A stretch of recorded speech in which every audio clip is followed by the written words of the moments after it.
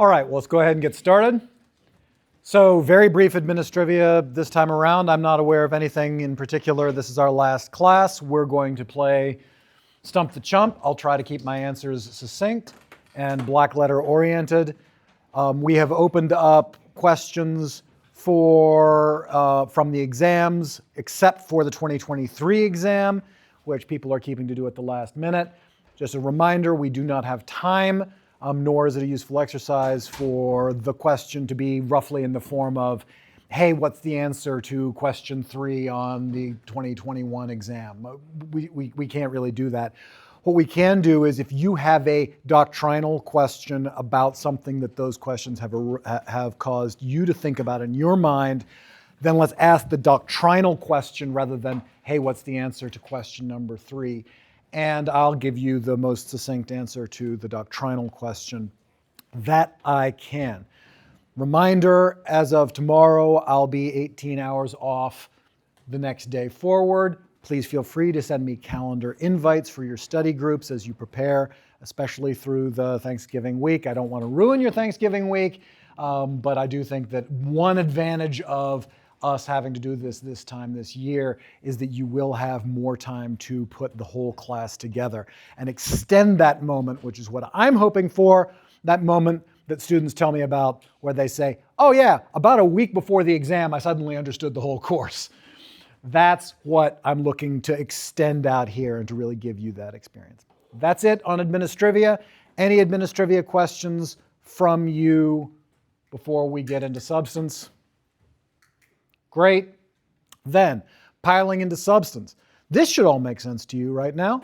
This class has been the class of bargain for exchange, in which we form private agreements that imply rules of law to the signers of the document rather than the rest of the world. Now, if we're going to do something like that, we have certain basic problems about what the parties intended. That is, did they really mean the objective meaning of what they wrote down, or is there something going wrong here that's deprived the parties of the subjective value that they really were going to get out of the basis of the bargain? And we've divided the course up into a few basic categories. Formation, we already understand, that's offer, acceptance, and consideration. Once the contract's been formed, though, we have to figure out whether or not the court believes you when you say the agreement has been formed, which is our formalization requirements of the statute of frauds, and then dealing with the inevitable tension that comes when we've got oral statements either made by one or both parties during the negotiation period, or statements made by one or both parties in the writings that don't agree with each other. And so we've got to figure out how to get these terms past the basic structure. If we've got oral terms, how do they deal with conflicts with the written terms? And we've got parole evidence rule to help us deal with that. We've got the sections of 22072 and 3 to help us deal with a scenario in which we do have an agreement. It is formed either by the parties' writings or by the parties' conduct after sending each other to writings, but those do not represent a final written agreement between the parties, and so we have to figure out what the terms are. So that leads us into our terms. We've only got 2 basic problems for our terms. If the terms are express terms, well, what did the parties mean? That's an exercise in our objective versus subjective discussion all over again. Right? We've got Judge Posner on the one hand and the New York rule versus Judge Traynor on the other, and the California rule, trying to interpret what in the world these words mean and what sources we can use to give them meaning. For example, we can always use dictionaries, which are outside of the 4 corners of the document, to give the words meaning. But we can also use things like industry, custom, and practice to give the words meaning in a very, very broad ambit for the Uniform Commercial Code, at least. Once we've realized what our express terms mean, we then turn to what implied terms might be in there. Those have been laid out in the course. The major ones that you need to be aware of are in the UCC. 2314, implied warranty of merchantability, and 2315, implied warranty of fitness for a particular purpose. But there are a few other big ones. There's an implied covenant of good faith and fair dealing that's implied under 1305 in every single contract under the Uniform Commercial Code, and indeed in almost every contract except for labor contracts in the common law. We don't imply a covenant of good faith and fair dealing in the execution of a contract in labor law because it would absolutely undo the at-will employment rule. If I said I can only fire you in good faith, well, that would cut against I can fire you for any damn reason I want, including that you're a filthy Pepsi lover, at which point, right, I can just fire you. That's clearly bad faith, right? And therefore that would remove my ability to fire you at will. Those are our terms. Moving into our remedies, we've got defenses. We had a couple of defenses. The defenses of unconscionability and related defenses of misunderstanding, where the parties simply would say, yes, we had a contract, but there was something gone wrong here, where we had mistake of one party, mistake of both parties, or the deal was unconscionable. And so we said, even though there's a fully formed contract and there's no condition that permits you to get out of that contract, we're still not going to enforce it for various reasons. Of course, the weakest of those defenses is public policy, except where it's the strongest in the case of a non-compete.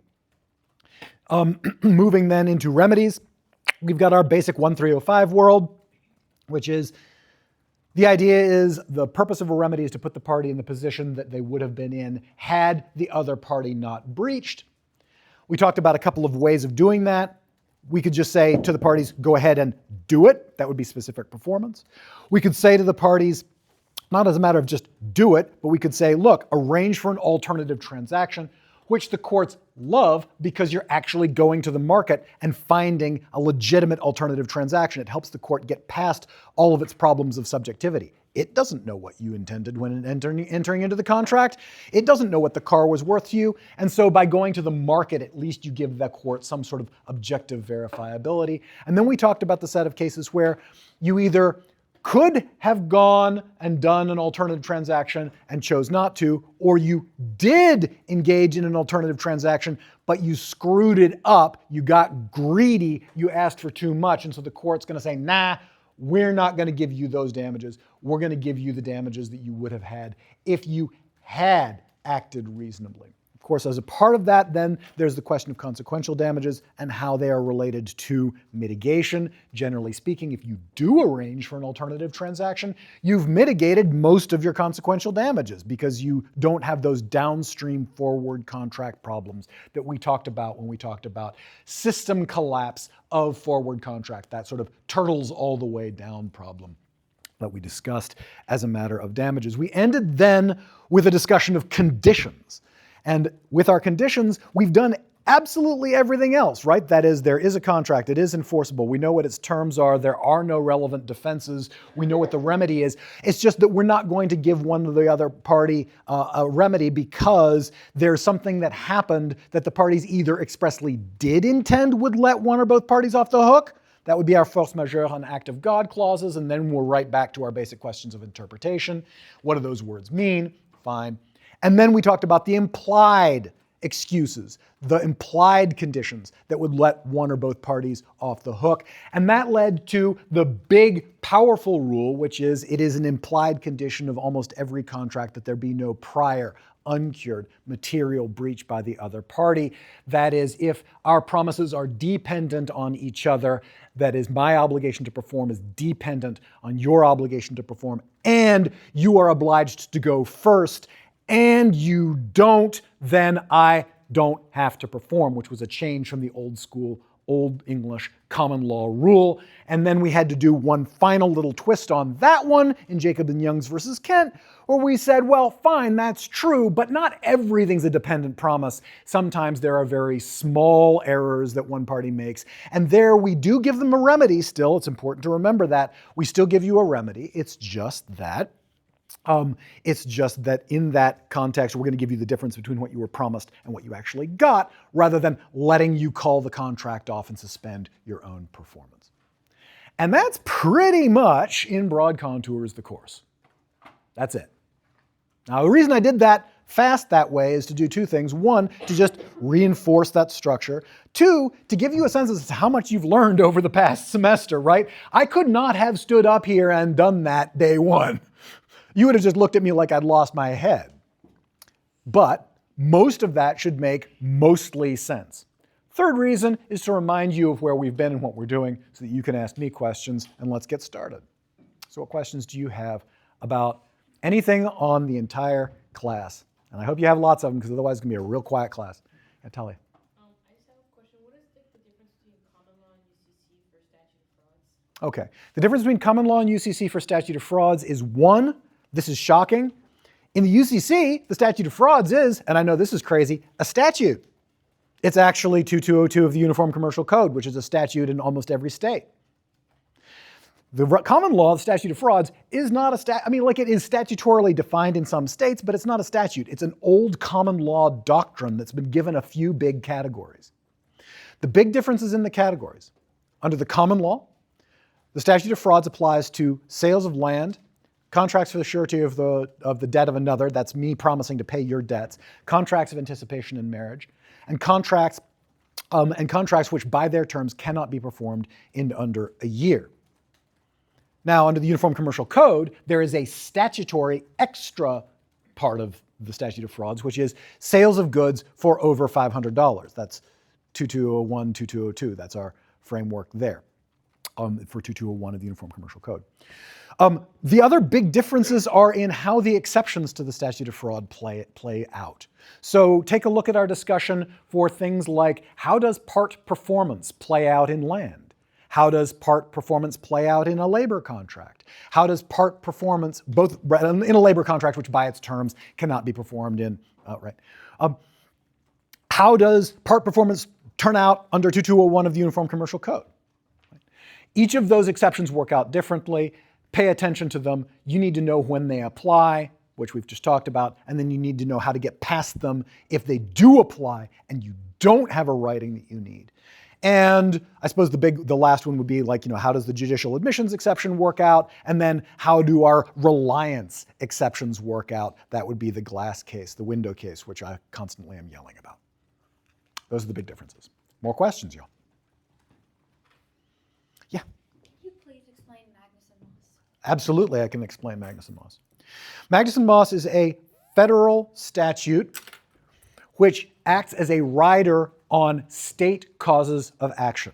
Now, Magnuson-Moss does have its own provisions, but they're mostly related to a part of the statute that we don't really use. They're mostly related to Section 2304 of Magnuson-Moss, which says, if you're going to give a full warranty, these are the things that you're going to say. But because of that, nobody gives a full warranty anymore. Look, if it's on the bar, fine. Check it, make sure that they do give you a refund option, not just the standard limitation of remedies, which is to repair or replace. And then know what happens if there is a full warranty. But in the wild, you're not going to see it because everybody is going to issue a limited warranty and they're going to call it a limited warranty. All right, so in that framework then, what does it do? Well, what it does is it strengthens the state law causes of action of implied warranty of fitness, warranty of merchantability, and implied warranty of fitness for a particular purpose by removing the standard boilerplate that disclaims almost all of those warranties. Almost every contract you will ever see for anything, including things that do not apply to the UCC at all. Go ahead, go look at Google's terms of service. We'll say this is sold to you, or this is given to you as is or with all faults. These disclaimers, the disclaimers that are based in 2316 are so broad, they cover every contract. If they were left intact, we wouldn't even study 2314 and 2315 because every contract would disclaim them. But what Congress decided in Magnuson-Moss was, if you make, and here's your trigger for it, if you make a express written warranty. Now, what is that not? That's not an oral express warranty. That's an express written warranty. Come back next year if you want to get into the issues that are in a few jurisdictions around express oral warranties, but I'm not playing those games with you this year. So it's got to be an express written warranty, and that means, and then there's only one way I can trick you there, which is to give you a writing that is nothing but disclaimers, so that there's no express written warranty. There's a writing, it's just express pile of disclaimers. And that's fine. Magnuson Moss does not require you to make any warranties at all. It just says, if you do, and you put it in writing, if you make an express written warranty, then, and here's the big kicker from Magnuson Moss, 2308 says, if you make a full express written warranty, then you may not disclaim the implied warranty of merchantability and fitness for a particular purpose, and you may not limit their duration. Even if your full warranty is a 90-day full warranty, tough. Your implied warranties of merchantability and fitness for a particular purpose are going to stay there as long as it is reasonable for a court to say, yeah, that's still a violation of the implied warranty. However, as far more commonly the case, if you're making a limited warranty, because everyone does, and I don't think I've seen a full warranty in the wild for a while now, if you're making a limited warranty, then under your limited warranty, you, again, may not disclaim the implied warranty of merchantability and fitness for a particular purpose, but you may limit their duration to the duration of your limited warranty. If you have a 90-day limited warranty, you can limit the duration of the implied warranty of merchantability to 90 days, which means on the bar exam that if they ask you, hey, 120 days later, you try to bring this cause of action, the answer is no, not because the implied warranty was disclaimed, you can't disclaim it, but because it was limited, usually in duration, to the duration of the limited warranty. There's one further thing that MagMoss does. That's 90% of what MagMoss does. That's 90% of what you need to know about it. There's one further thing that MagMoss does. If you go read section 2310D of MagMoss, which is its basic statement that essentially a person who gets consumer goods in their hands can sue the maker of a warranty for breach of either MagMoss or State Law 2314, 2315. And yes, I'm eliding because we're moving fast, but that's what 110D says, 2310D says. Go look at it until you kind of figure it out. But what that does in some states, but not all states, is that abrogates vertical privity.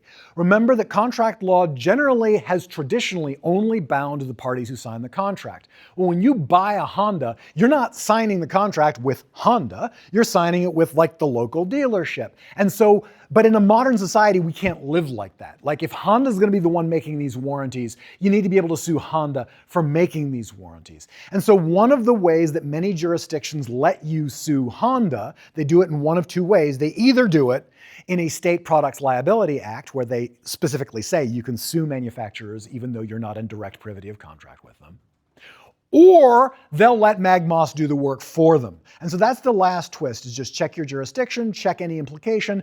If there is a vertical privity problem, look for an express written warranty, because if you've got that express written warranty, then you can use MagMoss in many jurisdictions to abrogate vertical privity. That's it. Quick question about Yep. limited warranty. Is that in writing for it to apply to MagMoss? You need an express written warranty to trigger MagMoss. It can be an express full written warranty. It can be an express limited warranty. Also, watch out for the difference between an express warranty and an implied warranty. Let's try it. Seller makes no warranties, express or implied, including without reservation, the implied warranty of merchantability and the implied warranty of fitness for a particular purpose, except that seller warrants that the goods shall be merchantable for a period of 60 days. What is that? What the hell just happened there? Yeah. That's a limited written warranty. Now, hang on a second. Without that last clause, let's try it different. I'm changing the hypo on you now because you gave me the right answer. Seller makes no warranties express or implied, including but not limited to any warranties of merchantability or fitness for a particular purpose. Riley. You're not allowed to do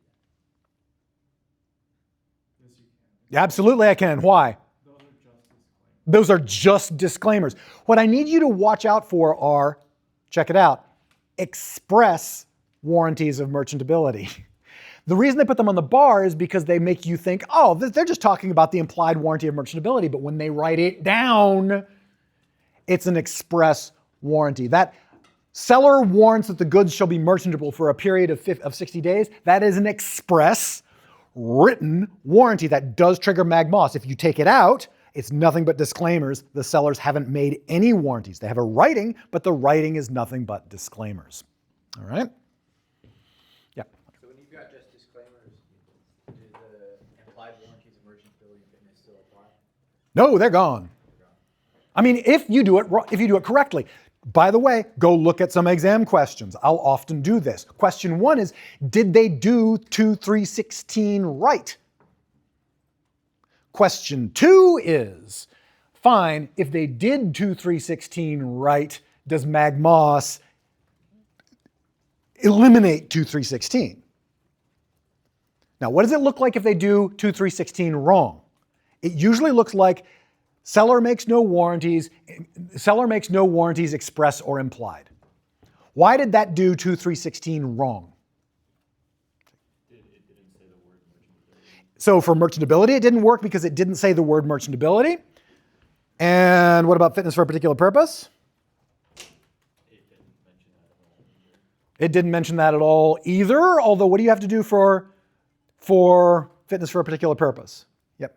It has to be conspicuous. It has to be conspicuous and in writing, and generally speaking, if you look at the official comments, they don't like the sort of broad, no warranties express or implied. That's not enough. That's not conspicuous enough. That's not direct enough for the implied warranty of fitness for a particular purpose. They do make your life hard. On the bar, there is language that sort of makes it like you're like, the hell are they trying to do here? Which is something like, there are no warranties other than those that appear on the face of this document. That's taken to be an adequate, if conspicuous, and if it's in writing, that's considered to be an adequate disclaimer of the implied warranty of fitness for a particular purpose. Given that 2316.2 is a drafting nightmare, you're not going to use it. You're going to instead use 2316.3. What's the other way of making sure you get rid of all these pesky warranties? An integration clause? An integration clause? No, that's going to get rid of your express warranties. As is or with all faults. That's going to be the standard way that they're going to disclaim all of this stuff, as is with all faults. And again, that works. That gets rid of these implied warranty of merchantability. So what you want to do, and fitness for a particular purpose. So what you want to do is you want to double check it. Say, did they screw up 2316? And the usual way on the bar exam or on my exam that they look like they disclaim something, but they actually don't, is the magic language. Seller disclaims all warranties expressed or implied. We know whatever else is true, because this is a confusing section, we know that doesn't work. So that's a great signpost that the drafter of the question is telling you they screwed up 2316. You don't even need MAGMOS. They screwed up. And so therefore, if you have a bare disclaimer, no express warranties, you need them to screw up 2316 or you can't sue on those causes of action. If, however, there is an express warranty, it's okay if they do 2316 correctly because they still can't use 2316 at all because they made an express written warranty. Further questions? Yeah. So I'm not going to ask this very well because I'm that lost on it.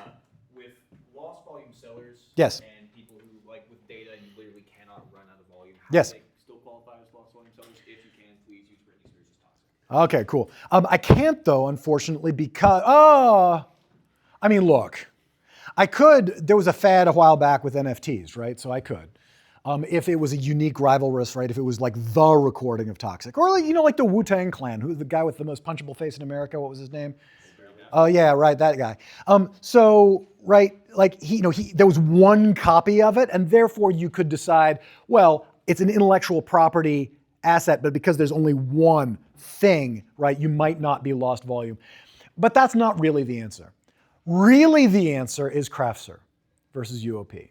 Really the answer is where the second transaction is related in a but-for causal manner. That is, you only got the second transaction but for, right, that only happened because of, directly because of the breach. And you might, like, if I were trying to use Britney Spears' Toxic with this, it'd be something like, I do have copies of Britney Spears' Toxic on almost every device I've got. Let's say I breached somehow and they terminated my license to listen to it. They reached onto my device and terminated it. And then I bought it again from them. The second transaction would technically be but for caused by my initial breach. And so therefore they only sold me another version of it because I had breached the contract and lost the first version. Generally speaking though, intellectual property providers are almost always lost volume sellers because at the click of a button, they can provide the masterpiece that is Britney Spears' Toxic to as many people as want it.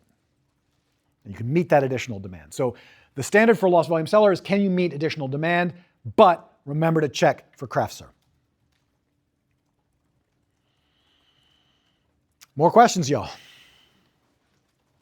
Yeah. As far as just points go on the exam, Yep. if I write a contract for over $500 on movable goods needs to be signed, is that the same number of points as if I said that and then parentheses UCC? Absolutely it is, and it's more points overall because one, you were absolutely clear, Yep. and two, you're going to get fewer points if you write more. Don't give me a proposition of law and then a case citation or a statutory citation. Please don't do it. Give me whatever, give me the citation, the statute, give me the case law, give me the proposition of law. I don't care as long as you've made it clear what law you're applying to and then get out. You can even say that thing we discussed that day in this case. As long as it's clear, you get the point. I'm not looking for blue bookable. I'm looking for an understanding that you understand what's going on.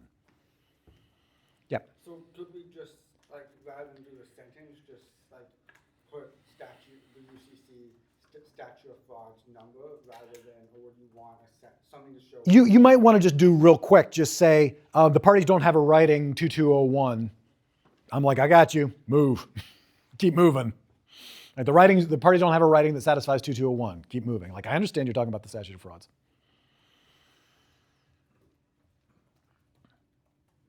Yeah. So like that's the same as saying they don't have a writing that satisfies statute. Yep, it's the same as saying that.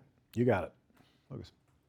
How do courts decide who gets to, I guess, reap the benefits of an efficient breach? Because like in PV House, there's an efficient breach for them to not Yeah. spend $29,000 Yeah. to redo their property. Yep. And then like in the Lettuce case, they made, I guess it wasn't necessarily an efficient breach, it's kind of like a predatory practice, but Right. they basically made a ton of money, didn't actually cost the Right.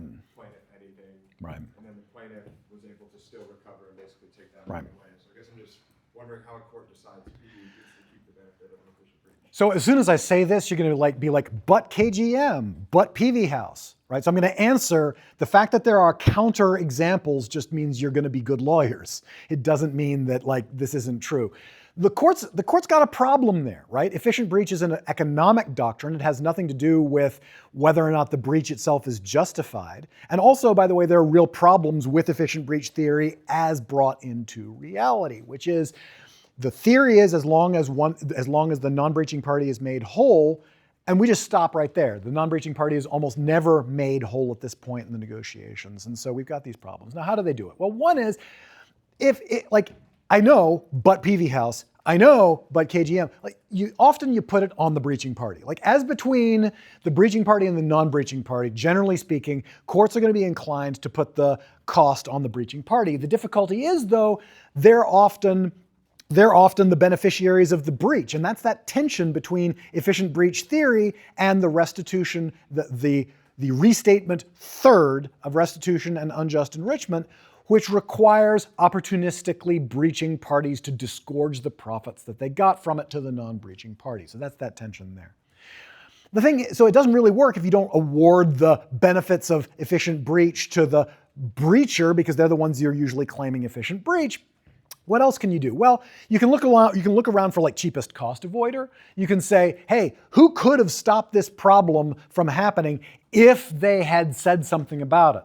Sometimes courts talk about preventing a windfall, which sort of falls between answer 1 and answer 2. But the real answer is among those three things, right?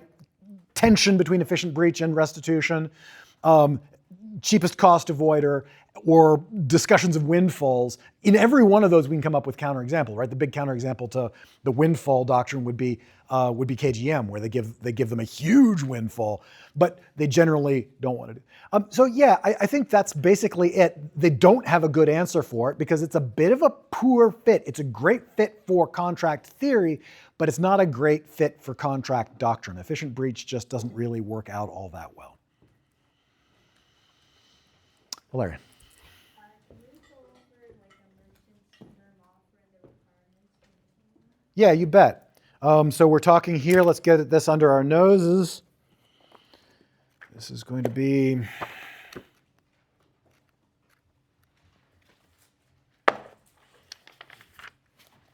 (2205) firm offers under the Uniform Commercial Code. Remember, if somebody's making a firm offer and it's not the Uniform Commercial Code, what's going on? I hereby offer, firm.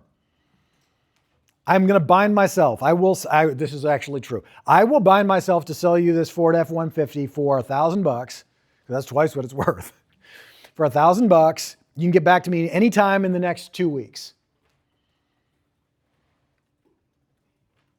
Is that, yeah, go ahead. What's the problem with that picture? Yeah, you need consideration or it's not binding. And that's all over the bar exam. What I did there is just not binding at all. So the idea of a firm offer then is using the UCC's rule on this. And Valeria's question was, what does it take to do it?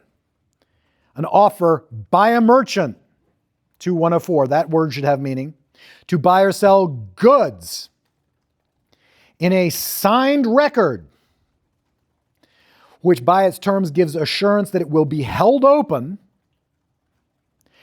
is not revocable for lack of consideration during the time stated, or if no time is stated, for a reasonable time. But in no event may that period of irrevocability exceed 3 months. What they've done is they've suspended the obligation of consideration, which otherwise would be necessary to make that firm offer binding. Let's try it again. Because I am arguably not a merchant acting in my mercantile capacity. Always remember that little asterisk. I can be a merchant. I am presently. Hello, hi. I'm a merchant under the code. But I am presently in trying to sell you my truck, which I have been unsuccessfully trying to sell you all semester. I am not acting in my mercantile capacity. And so if I were to do this, you're now experts in the code, you'd be like, that's not binding. But let's say you happen to know that the truck is worth a whole lot more than $1,000 and you wanted to jump on my crap. And so you wanted to bind me to it. What would you do? Yeah, pay me $1, like anything, a peppercorn. Give me something in return for it. That seals it with consideration. Hey, look, we're back to the first day of class, Lucy versus Zamer, and why he was trying to provide that earnest money, that couple bucks to seal the deal. 2205 gives you your list. More questions, y'all? Yep, Laura. Is someone being considered a merchant in goods of a specific kind another sort of lever that we can expand and contract to like sort of make it better for everyone? Of course it is. And go look at some of the past exams where I'm playing games. Usually the games that I've played over the past decade have had to do with like YouTube influencers who are like starting something as an experiment. And it's clear that they're not merchants in goods of that kind, but then they start selling some of them. And like at that point you kind of are, but like is your first one? Probably not, but maybe like the first time you sell your 3D printed thing, maybe you're a merchant in goods of that kind because you want to be a merchant in goods of that kind, but certainly like the second time and so forth, then you're clearly a merchant in goods of that kind, as opposed to sort of, like kombucha talk where they're basically talking about how to make kombucha. And like the first time you do it and you're just experimenting and you're doing it as a hobbyist, you're probably not a merchant in goods of that kind. So yes, it's absolutely a game you can play. Also goods of what kind? Like, I mean, I often did, well, here's one where I pushed it, and this has to do with, I used to teach at Indiana University, and Indiana University is huge at Bloomington. And so we would push it in the following way. I would say things like, look, W&L selling I don't even know what W&L could sell, but like if W&L were to sell chairs out of this room, they're not merchants in goods of this kind because they don't sell them out of inventory in the ordinary course of their business, right? That's what you're looking for, selling out of inventory in the ordinary course. But while W&L is not a merchant in goods of that kind with respect to like used chairs from the classroom, Indiana University kind of graduated. Like they're so big, they had their own damn store in the middle of campus where you'd go and buy all those scarred wooden desks that were like the things those desks have seen in college rooms, right? With kind of long 1,000-yard stairs. They'd go in and they had inventory of them, at which point, again, lever pull, right? They've become a merchant in goods of that kind. Walmart selling anything out of its inventory, merchant in goods of that kind. Walmart selling forklifts from its warehouse, probably not a merchant in goods of that kind, unless Walmart really starts saying, hey, selling our used stuff is also a profit center.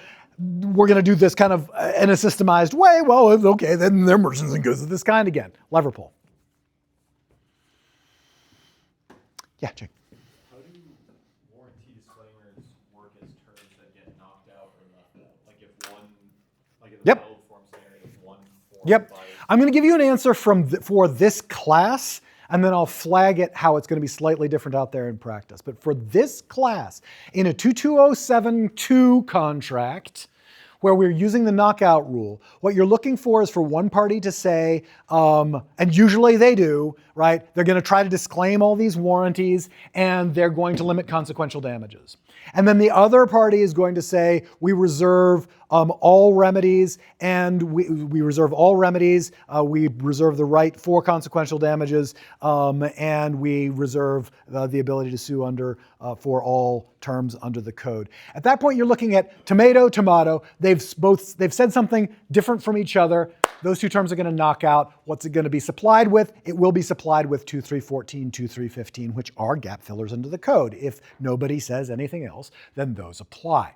So that's the basic way. That's the answer to your question. Like that's the basic way you look at it. There's a little bit of a difference, and here I will flag it. I teach it slightly differently because I need you to see how the statutory language is different. Courts get sad and confused. Courts often apply the knockout rule to 22073, but it's not what it says. I'd like to like make reading the code, cool. It's never going to be cool, but like try to get courts to actually look at it. Under 22073, a contract by conduct is formed out of the terms on which the writings of the parties agree plus gap fillers. Notice what it doesn't say. It doesn't say the terms on which the writings of the parties agree and terms on which the writings of the parties, those terms only appear in one contract. That's the opposite of terms on which the writings of the parties agree. And so to me and to some courts, that looks like we would leave out the disclaimer. And in a leave out approach under 22073, if you say I'm disclaiming everything and the other party says nothing, if you knew what the code was doing and why, you would say, well, okay, that's not a term on which the writings of the parties agree. But at this point, like, Easterbrook comes stomping over the horizon like Godzilla. And the courts are just so addicted to applying these things that you're likely to get a jurisdiction being like, we're going to apply the knockout rule. And you didn't, and one party said yes, and the other party didn't say anything. And so then we're back into that sort of Easterbrook-esque hellscape. But it's a black letter law, that's how it goes. Aiden. Could you remind us about the two different good faith views, Burton and Summers? Sure. So Burton and Summers have two different views, which should be really, by the way, extremely familiar to you by this point from Lucy versus Zamer. One great way to look at it is, I think, 1201B20, something like that, which is where good faith is defined in the Uniform Commercial Code. And it's got two components in it. It says, look, good faith is honesty in fact and the observances of standards, industry standards of good faith, fair practices, and fair dealing. So that gives us our basic breakdown. One of these is objective and one of these is fundamentally subjective. The way the Burton and Summers debate works it out is, I think I've got this right without looking. I think Summers is the guy who says, hey, we're just going to look to the industry. What's good faith in an area? Well, it just has to do with how people generally do it in this area. That's what good faith means. And we can see that in the labor cases where they just straight up say, look, in the area of labor law, good faith in the execution of a contract isn't really a thing because it would destroy the at-will employment rules. So that's sort of your standard textbook objective measure. And then, that under that analysis, you basically say, look, every single area has its own best practices, its own observances of good faith and fair dealing, and so every single area you would just go look at the industry custom and practice. Now, Burton, I think it was, said the other way around, said, look, what's going on is that one party has bargained away a right under the contract, and now they're trying to use their discretion under that contract, the leeway that that contract is given, to deny the other party the benefit, generally the subjective benefit of their bargain. So if one party has leeway to set a price term, that's fine under the code, that's generally fine, hush up Cardozo and Sun Printing. But that's generally fine overall, but they can't use that discretion in a way to deprive the other party of the benefit of the bargain. And so that's our sort of more subjective, like what did the parties intend? What were they looking to get out of the deal? Okay, you're using your rights to exercise discretion under the contract to screw them out of what they wanted. That's bad faith. And that would apply across industries. Yeah. Accepting goods, and I was just curious, can you quickly go over again what is acceptance? Like it arrives to your house, and you use it, or when can you, basically all the things that you were discussing. You got it. You got it. So what we're going to do here is we're going to just turn to the answer to your question, which is 2606. What constitutes acceptance of goods? Here it is. Acceptance of goods occurs when the buyer, after a reasonable opportunity to inspect the goods, signifies that the seller that the goods are conforming. Tell them, or otherwise, tell them or keep them in spite of their nonconformity. That's also acceptance, saying, look, either I know they're not conforming, but I'm going to keep them, or I've told you that I accept them. That's the first bit. Second is, fails to make an effective rejection. Well, what's that mean? We've got to go to 2602 to find out what that means. We'll do that in a second. Or does any act inconsistent with the seller's ownership? That language means use it after you've rejected it. That's what that language means. But fine, also any act inconsistent with the seller's ownership would be like paint it, drill holes in it. Paint it, drill holes in it, modify its condition, or use it after you've rejected it. Each of those is can you see that? Each of those is an act inconsistent with the seller's ownership. Y'all are not going to be going around drilling holes in my laptop, right? Because it's mine, not yours, right? The only thing that's really difficult about this is understanding that any use after rejection constitutes an act inconsistent with the seller's ownership, and so on and so forth. So then, well, what's rejection? Because that was our second way of accepting, was by failure to make an effective rejection. So far, we've got three ways of accepting. You say you accept, you fail to make an effective rejection, or you do an act inconsistent with the seller's ownership. Testing it out, taking it for a test drive, that's not an act inconsistent with the seller's ownership. Drilling holes in it, painting it, or using it after you have rejected it, those are all inconsistent. Fine. So then we go to 2602 to find out what that failure to make an effective rejection turns out to be. And that is here, rejection of goods must be within a reasonable time after their delivery or tender. It is ineffective unless the buyer seasonably notifies the seller. So that's our big one. You accept, in most cases, by failing to reject, and you fail to reject because you keep it longer than necessary to basically test it out. Which means that our big three then are, how do you accept? Well, you either say so, or you keep it for longer than is necessary to test it, or you drill holes in it, paint it, or use it after you've rejected it. And that's a combination of 2606 and 2602. Chris. So I just really cannot wrap my head around like the applicability of parole evidence Yep. Could you like explain that with an example, like a very simple example? Well, the first thing I'm going to do is ask you applicability of the parole evidence rule under what law?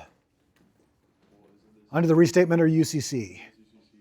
Well, here? Okay, you want to do UCC? Yeah, I'm looking at 2202. Yeah, okay, great. Let's look at 2202.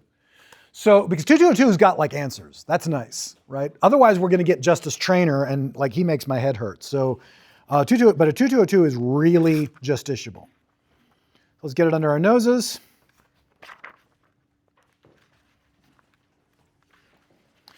So 2202 reads in its title, final expression. So the first thing you need in order for 2202 to even apply is you need a writing that is one of two things. Either a final written expression of the agreement of the parties. That would make sense. I could stop that sentence there and you'd be like, oh, yeah, sure. Like that makes total sense, right? Like if I'll send you an email after class. We'll say, this is in confirmation of our deal for me to sell you that truck for $15,000. And then you're like, but we never did that. I'm like, parole evidence rule. Like you can't come into court and say you never agreed to it. And that's bullshit because, best know this cold. I didn't sign it. Yeah, you didn't sign it, but technically, why does the parole evidence rule not protect the terms of that writing against your oral statements? Because they don't reflect the agreement? Yeah, because it's not a final written agreement. The thing I sent you, that confirmatory, that fraudulent memorandum, that's not our final written agreement. So you do need a final written agreement in order to trigger the parole evidence rule under the UCC generally. There's one exception. Can anybody tell me when we have a contract when the writings of the parties do not constitute a final written agreement? When you have a contract by conduct under 2207(3), right? We just finished saying, let's try it. Can you make either of these documents into a final written agreement of the parties, all right? I want you to say, if you think you can stand in front of a court and say with a straight face, this document represents the final written agreement of the parties, and here it is. I say, I agree to sell you my truck, terms $15,000, delivery next Wednesday, all disclaimers of, sold as is with all faults, and you must assent to every term in this agreement or else this does not operate as an offer. Now, what's that last sentence? That's a my way or the highway clause, right? And let's say that you come back. So first of all, does anybody think that if I just send you that's a final written agreement? All right, cool. Now, let's try again. You come back and you send me a document. You're like, this is to memorialize our agreement to sell you, for me to buy the truck at a cost of $5.50. Delivery is to be taken at the end of 2027. I reserve all rights and remedies and preserve my remedies for consequential damages. And this acceptance is expressly made conditional on your assent to all terms and conditions contained herein. Does anybody think that document is a final written agreement? Okay, fine. But then I deliver the truck and you pay me like some money. And then we go to court about it because there's a lot of room between $5.50 and $15,000, and a bunch of other things. So we go to court about it, right? And we're fighting out about it. Is there a contract? Yup. How was it formed? Because he delivered and you paid. Yeah, right. So it's a contract by conduct. But guess what the parole evidence rule is going to apply to? Truck. It's going to apply to the terms on which the writings of the parties agree. That's it. So to trigger 2202, you need a final written agreement or the terms on which the writings of the parties agree. That's your triggering condition. A writing or writings. The writing has to be a final written agreement, or the writings have to contain terms on which the writings of the parties agree. That's all that it protects under the parole evidence rule. Now, once you do that, you can't so now you know when it applies. By the way, the evidence as to whether the parole evidence rule applies always gets past the parole evidence rule. Like, does that make sense? You can say to the court, wait, I can introduce evidence that this is not a final written agreement. And I can introduce that evidence even though it's evidence outside the contract, because I'm introducing evidence to the court as to whether the parole evidence rule even applies. The parole evidence rule does not apply to evidence about whether the parole evidence rule applies. With me so far? Cool. So now you've put your evidence in that says that it applies, and you then have said there is a document, but all right, what do we do with it? Well, here's the deal. You can't contradict the terms of the final written agreement or the terms on which the writings of the parties agree. You can't contradict that, although in the back of your mind, Justice Trainer's like, I can make anything. Like, I will admit anything. Like, he's just there haunting your dreams about like nothing contradicts except for like the exact opposite, right? Like, does the term $15,000 contradict the term $550? Not in Justice Trainer's view, right? In the rest of the world, absolutely. The fact that we have stated one price means we have not stated a different price. All right, fine, you can't contradict. What you can do is explain or supplement it. So here's your next step. You can explain or supplement it. You can add terms to it that are reflected in oral testimony, unless there's an integration clause. So that's the next thing you check for. You say, is there an integration clause? First thing you do is you check for, is there a final written agreement or writings that have the same terms in them? That's step one. Step two, check to see that integration clause. If there's an integration clause, you can't add terms to it. You can't say, oh yeah, these terms are all correct. I'm not doing that, Your Honor. I'm just saying, I'm going to talk about this term over here that's an additional term. You can do that under the UCC as long as there's no integration clause. If there's an integration clause, you can't add terms through oral evidence. All you can do is explain the meaning of the terms, but that's still a wide open door because you can explain the meaning of the terms by looking at course of performance, course of dealing, and trade usage, which are really, really powerful. And at the very end of your analysis, the only way that you can get around that, let's try it, your industry always takes delivery on Fridays, but you're not going to do that. You're in fact going to take delivery on Tuesdays. And so you have to name it and shame it and say, no, we are well aware that the industry practice is to take delivery on Friday. We choose in this contract to take delivery on Tuesdays. And can you see how that locks up that contradiction thing? Because now saying, oh yeah, we were using the industry practice of taking delivery on Fridays, that trainer contradicts. That's not just contradicts, that trainer, even Justice Trainer would be like, yep, that contradicts. That would directly contradict. That's the whole deal. Any follow up? Great, cool. Yep, you name it and shame it when you write the contract. Yep, Bailey. You were talking last class about third-party beneficiaries and kind of like have to hunt them like deer. Yep. And you kind of don't want your customers to each other. Yep. What do you actually put, like if you are advising somebody, what do you actually tell them to put in the contracts to make sure? You put a clause that's titled "No third-party beneficiaries." Yeah, and it's like, and it says, you know, you are not a beneficiary of any other person's promise made under this or a similar contract. There's a bunch of different ways of doing it. ChatGPT will give you about 80 different versions of it, but just lock it up. Make sure that you say you are not a beneficiary of anyone else's promises under this or a similar contract. Yeah. Hadley versus Baxendale. Yep. The mail person is informed that, hey, if I don't get this widget by Thursday, like this is gonna be a very big issue for me and a bunch of other farmers. Yep. And they still take it. Yep. This like cashier agrees to it. Yep. Then they're on the hook.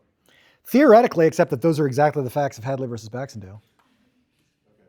Yes, that is an accurate statement of what the bar examiners think the black letter law in this area is. But notice they did do that, and what did the court do? The court engaged in lawyering on the railway company's behalf by saying, well, we knew that the shaft was broken and the mill was down. What we didn't know is that you didn't have a backup shaft. Okay. Because why else were they like running into your office and sweating bullets and saying the shaft is broken, the factory's down? Like that sentence doesn't happen if it's the shaft is broken, but don't worry, we've got a spare. That's a really different conversation you have at that point. So your answer is yes, as a matter of black letter law and on the bar exam and on my exam. But also, I just want you to notice, not at all what happened in Hadley versus Baxendale. Yeah, Annika. Yeah, absolutely. So to do unconscionability, either old unconscionability or new unconscionability, right? Old unconscionability, you would have to say something like, we're looking for a deal that shocks the conscience, or one that no decent person would offer and no non-desperate person would accept, right? Or new unconscionability, which we're dealing with, which has to do with arbitration clauses and knocking them out. Both of them use a sliding scale between the two components. The two components are the same, although their analysis is not the same under each old and new unconscionability. And that is, you have to have procedural unconscionability and substantive unconscionability. Sometimes described as procedural unconscionability, you have to have an unfair bargaining process that leads to substantive unconscionability. It has to actually yield an unfair result. And you can see how these are related to each other, because if there was a perfectly fair bargaining process, let's say both parties have got piles of money, and they've got lawyers, and they negotiate this deal out, this is Bat Film, and they negotiate this deal out as arm's length transaction with each other. That's the most fair bargaining process we can imagine. We don't care what the result is. Can you see that? Whereas, let's try it the other way around. Let's say there's a profoundly unfair bargaining process. People are hiding stuff, right? They're hiding information. There's power asymmetry, but the result is you get like the best deal on an Amazon purchase you've ever gotten before. It's a demonstrably fair result. Again, we just don't care that the bargaining process was unfair when you got a really great deal, when you got as good or a better deal than you could have possibly expected. So, in order to require both of them be there, almost every jurisdiction does require both to be a part of the deal. You have to have an unfair process yielding an unfair result. And jurisdictions differ a little bit, but most of them introduce some kind of sliding scale. The more unfair the bargaining process is, the less unfairness we need in the result. The more unfair the result is, the less unfairness we need in the bargaining process. That's the sliding scale.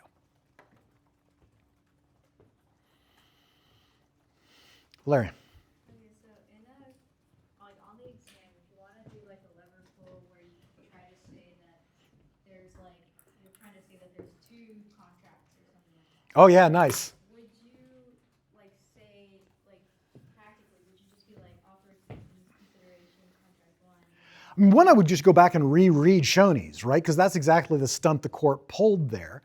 And look for the signposts that are going to help you know when to pull that lever. And the way that you're going to pull that lever generally is in a long-term UCC supply contract, where you're going to see a difference in the law between splitting the installments up and calling them separate contracts, or treating them as a big contract all at once. I'll just go ahead and telegraph for you the big damn difference. If there's a series of individual contracts, what standard do you use to reject the series of individual contracts? The goods get there, they're not what you want. Series of individual contracts. The goods get there, they're not what you want. Perfect tender. That's a lovely standard to use. Hey, if you treat them as an installment contract, what standard do you have to use in order to call the contract off? They have to make you doubt the parties will follow through with The whole deal. So it's a substantial impairment standard, and worse, like it's substantial impairment of the whole deal in order to be able to call the whole deal off. So I just want to point that out to you to show you there's a huge damn difference, like we saw in Shoney's. If we treat this as like I'm getting, raspberries in every month, treating that as a series of contracts for raspberries does a bunch of things on acceptance, rejection, and revocation. Now that's not what was going on in Shoney's. What it was saying was, look, if it's a series of different contracts every month, then we can pose a new price every month, and we can adjust that price in a way that the other party was trying to not let them adjust the price. And the court went out on a limb and did that lever pull largely because it was super pissed that one party had agreed to change the price and then had gone back on its promise. That was the reason why it was incentivized to break it up like that.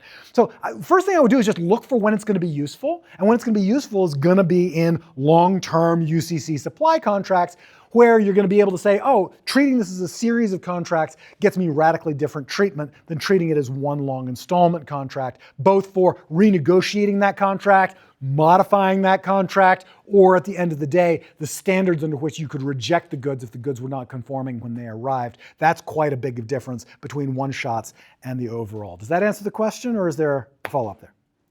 Perfect. Okay. Can you go over accord and satisfaction? Yeah, absolutely. So accord and satisfaction is one of a series of doctrines that essentially say, look, we're going to substitute performance. We've agreed that the one part, usually what happens is one party either has breached or is about to breach. And what they do is they say, look, we will take alternative performance instead. Now, the main thing that you need to know about accord and satisfaction, and this does go back to like our old doctrines of consideration, is that it's okay to have accord and satisfaction when it comes to settlement of lawsuits. Why do I mention this? Because you basically have, and I'm serious about this, one job. You have one job as attorneys, and that's to settle lawsuits. You thought you were going to litigate them. You're not. You're going to settle them is what's going to happen here. And so we need to understand how this works, where one party is saying, hey, you promised to give me the truck, and you promised to give me the truck in perfect condition for $10,000, and the other party is saying, no, I promised to give you the truck as is with all faults for $5,000, and you've got like a reasonable dispute about all of this. It's not a violation of the doctrine of consideration for the new deal, because it's really a part of the doctrine of modification. What you're saying is, instead of going to court on this, or even after we've gone to court on this and we want to settle it, what we're going to do is modify the deal so that a new payment is satisfying to both sides. That's accord and satisfaction, right? That's the move that you're making here. And what we need to understand is that when one party is giving up a good faith legal argument, even if the other party is like, Rule 11 sanctions, and like getting all, pontificate, it doesn't matter. If you've given up a colorable, I wouldn't say even good faith, like a colorable legal argument, you have given up something of value, and there is consideration for the modification of the contract, for the accord and satisfaction of the contract. Now, courts are very inclined to push that because settlement is how courts meet their golfing tee times, right? If they start mucking with settlement, their workload quintuples, and they're not about to do that. They're going to give you a lot of leeway on this. The only time that you do not get to use accord and satisfaction, the only time that it is safe for your client to go ahead and cash that check, which has been sent to you as a proposal for satisfaction of the entire debt, right? Because that's always the fact pattern. Party A and Party B have a fight. Party A sends Party B a check that's for like a fifth of the amount and says this is in full satisfaction of the claim. Party B is a dope and endorses it and deposits it. And Party B is just done now because that's accord and satisfaction and we're finished at this point. The only way to get out of that one, the only time it's safe to cash that check, is when the damages involved are liquidated. The easiest way to see this is in bank loans. If I owe $100,000, it is true as a practical matter that my offer, especially if I become insolvent, that my offer to pay $25,000 on that $100,000 loan is actually worth quite a lot of money, especially if I am either in or approaching bankruptcy. You can imagine there, we would love to get a quarter per dollar rather than a penny per dollar on this loan. It is valuable. But what it's not is unclear. Right? That is, both parties are fully aware you owe $100,000. Saying like, oh, I owe $25,000 instead, is in some cases fully liquidated. And so that's the black letter rule. Funny, you weren't able to understand it until we did liquidated damages at the end of the class. But now you can get it. Accord and satisfaction works perfectly well as long as the debt is not completely liquidated. Yep. Can you just differentiate between course of dealing and course of performance? Yep. So course of dealing is the behavior of the parties over a series of contracts. Course of performance is the way that the parties have acted during the performance of this contract, the contract that is presently before the court. The hierarchy goes, express terms govern course of performance, which governs course of dealing, which governs trade usage, and that'll get you to the A- answer. If you want the A answer, you will notice, look at what I just said. Express terms beat course of performance, beat course of dealing, beat trade usage and industry practice. Hey, can anybody use trade usage and industry custom and practice to give meaning to the express terms? Can if you took this class. And so it's a little bit circular for really, really good attorneys because you can use your trade practice as a way. I'm not saying that trumps course of performance, Your Honor. I'm not saying that trumps course of dealing. What I'm saying is that gives meaning to the express terms in the contract, which stand at the top of the hierarchy. All right, more. Because we got another hour of this.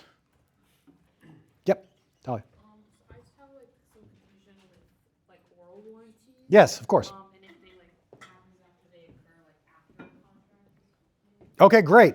Let me give you some real clear benchmarks. I'll give it to you real clear from my class. This is a real question about what? Oral warranties and the time that the contract is made. What are we asking about? Parole evidence rule, right? And what's the basic parole evidence rule? Any oral terms stated before the actual formation and formalization of the contract, unless they are in the contract count. Okay, so any term stated before, correct? But what's this about? Terms included after. Yeah, the test, everybody understands the before part, right?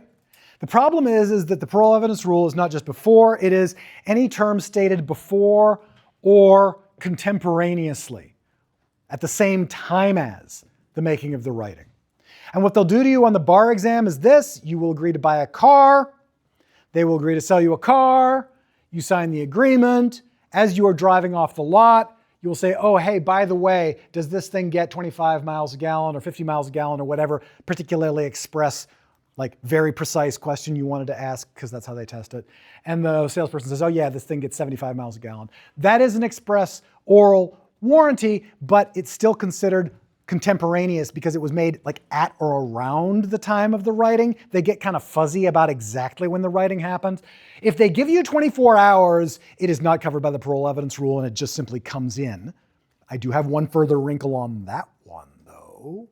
But it does come in because it's after the time of the making of the contract. 2 weeks later in their signposting, look, don't apply the parole evidence rule to this. Just know that the statement is made afterwards and so on and so forth. It does, 2 weeks later though, does start to run into other problems of oral express warranties. Remember, an oral express warranty is a sufficiently specific statement about the product that the buyer relies on as part of the making of the bargain. Well, if you buy it and you get it a couple of weeks, if you buy it and then a couple of weeks later you ask a question about it and find out, that maybe is not something that was part of the bargain, that was part of the grounding of the bargain for you, except then there's a wrinkle on that, which is like, we all buy stuff and it all comes with a warranty and we don't read the warranty until a year and a half later when something goes wrong and we check the warranty on the thing. And so of course then have to do a wrinkle on the wrinkle and say, yeah, but if it's one of these warranties that comes with the product, it's still considered to be part of the deal, even though it was a warranty you didn't read until a long time later. So on oral express warranties, you want to watch out for whether or not it's contemporaneous with. The second thing you want to watch out for is whether or not there's another contract later on. This becomes a really lovely lever pull. I think we all can understand that you can manipulate the time that you make the contract. If you see an oral express warranty that you want to knock out, what do you do? I assume this is the buyer has not relied upon, seller has made now. Well, sure, but here's the problem. We're dealing with contemporaneousness, with when statements were made, right? So let's just say we've got like an Arnold Palmer or an Empro process where we're just like going back and forth and back and forth and back and forth, right? And so you know now, as a lever pull, you could probably say like, yeah, there was a contract as of the letter of intent, right? Let's go ahead. Would you want to do that? Contract is the lever of intent, and then the president of your company starts making some really bad oral warranties a week later, and you're going to want to push the formation as far back as possible to do what? so that those oral statements were made before the contract. You got it, exactly right. That contemporaneity requirement becomes one of the tools in your toolbox for that time of formation lever pull. Yeah. Can you walk through the battle of forms in the sense of like if we identify it that there's that issue on the exam question, how do you expect us to go through that? Cool. The first thing I need you to know is whether or not you need 22071. Because 22071 is a different statute from 22072 and 3. Literally, when we rewrote the code, it didn't happen because we can't have nice things anymore. But literally, when the ALI and INCUSL rewrote the code about 20 years ago, they just tried to split these up. They wanted to put 22071 and 22072 and 3 into different statutes. And that's because about half the time, you don't need 22071. You still need 22072 and 3, but you don't need 22071 at all because the parties have agreed under 2206 usually by I'd like a widget and then they ship it. They don't say anything. Like you say, I'd like a widget and they ship it. That's 2206. That's straight up a contract. The contract was already formed. You don't need the formation rule. The mirror image rule was fine, right? I'd like a widget, they ship it. What's the contract? The contract is whatever they said when they said I'd like a widget, plus gap fillers from the code. Like we just don't have a problem with this. So the first question is, do you need 22071? Because 22071 is a contract formation rule. It is not a what the terms are rule. That's what 22072 and 3 are. 22071 is a do we even have a contract rule? And if we already have a contract, we don't need 22071 to tell us we have a contract.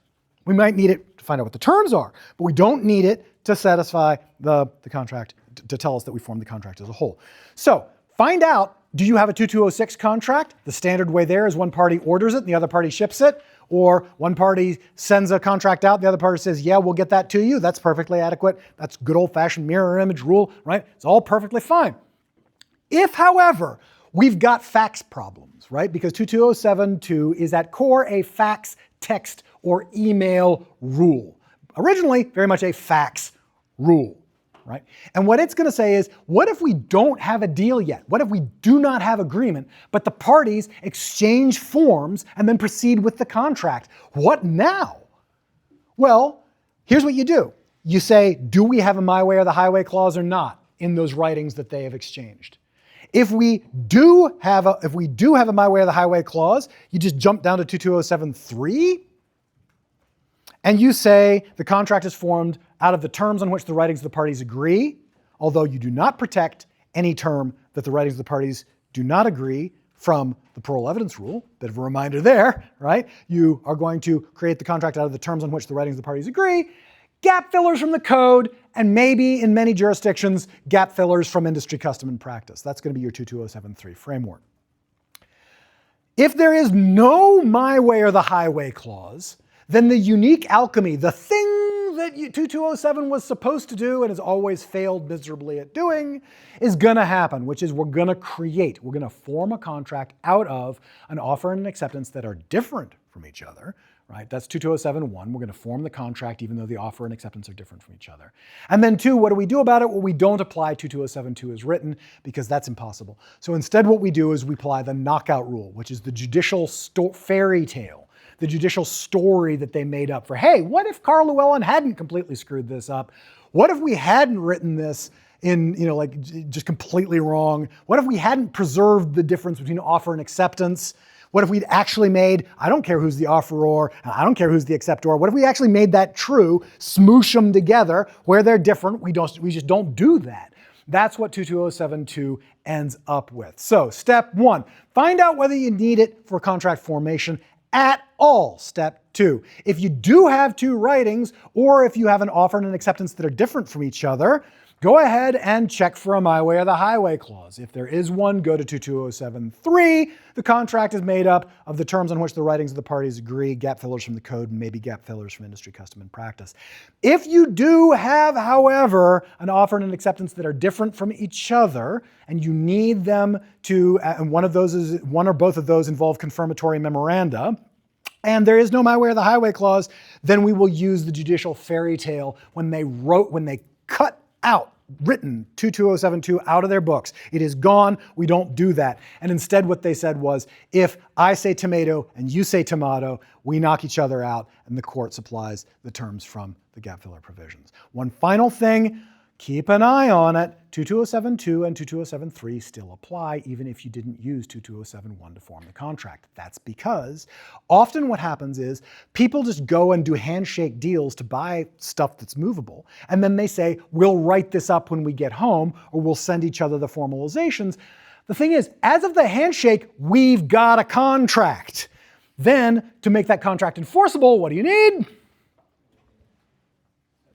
Statute of frauds writing, and the way the code talks about that is a confirmatory memorandum. Remember that 22072 and 22073 apply to confirmatory memoranda too, right?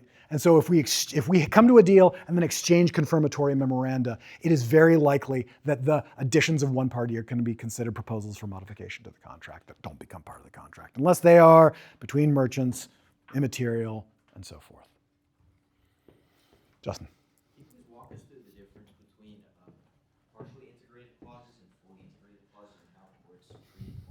Yeah, absolutely. So remember what the UCC did when like Chris had that great question about the parole evidence rule under the UCC?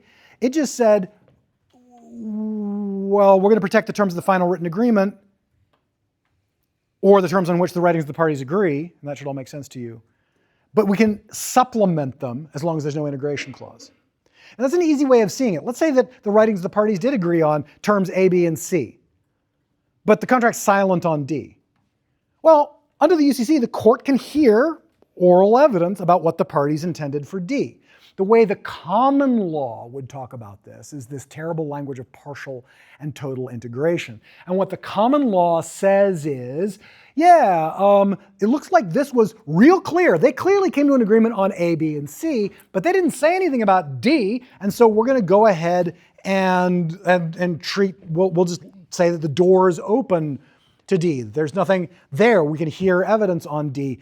The thing is, like, moving from that to full integration is an exercise in the judge, like, just talking about how they felt about their breakfast that morning, because it's an incredibly fuzzy standard. It's why I like the code.